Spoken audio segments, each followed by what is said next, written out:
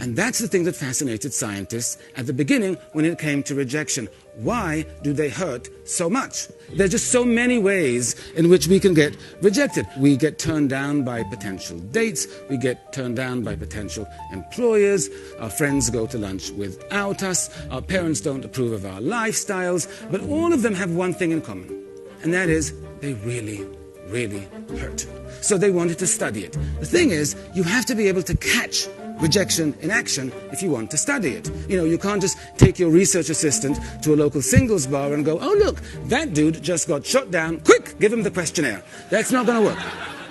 So how do you recreate it? So here's what they did. And you're sitting in the waiting room, and there are two other people in the waiting room. And there's a ball on the table, and one of them takes the ball and goes, and throws it to the other person. And the other person catches it and goes, and throws it to you. And you catch it, and you throw it back to the first person, who then goes, throws it to the second, and the second doesn't throw it to you, throws it back to the first person. And now they are tossing the ball, and you're excluded. Now, how would that make you feel? Now, most people think, two strangers in a waiting room didn't toss me a ball. Big whoop. I don't care. But it turns out we care quite a bit, because this is a paradigm that has been used dozens and dozens of times, and everyone who goes through it reports feeling significant emotional pain. So they put people in a functional MRI machine. They wanted to see literally what happens in the brain.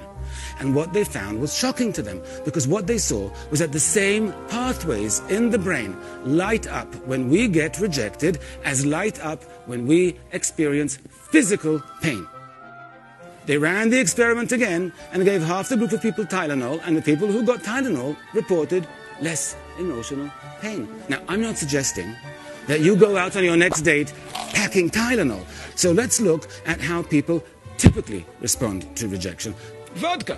They reach for the bottle. Not a good idea. Turns out that when you stuff your feelings down with alcohol, they often come back up again. And the other thing we often do is we turn to food. We try and drown our sorrows with food.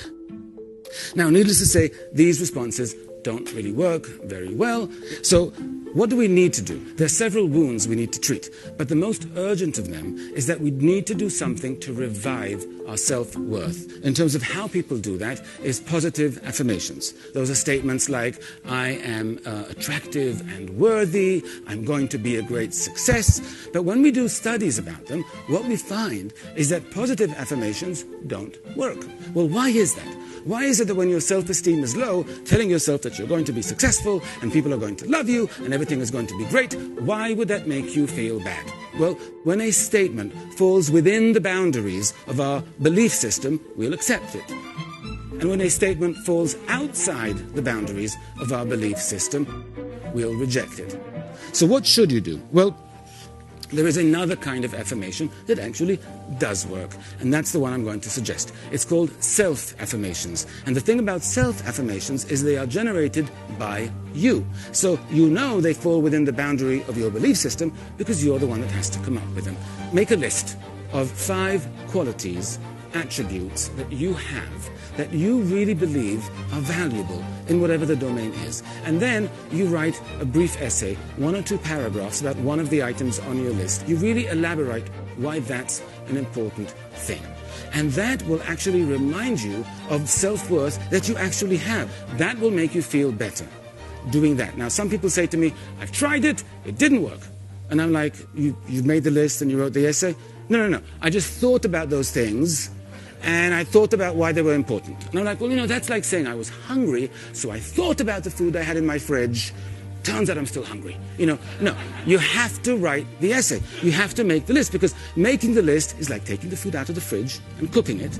And writing the essay is how you eat it. It's how you absorb it. Your brain needs for you to think about it, to process it, to write it. That's how the message gets absorbed, because it's so obvious to us that we need to monitor our physical health. We need to monitor our bodies. That's very, very clear to us. But it's not clear to us at all that we need to monitor our psychological health.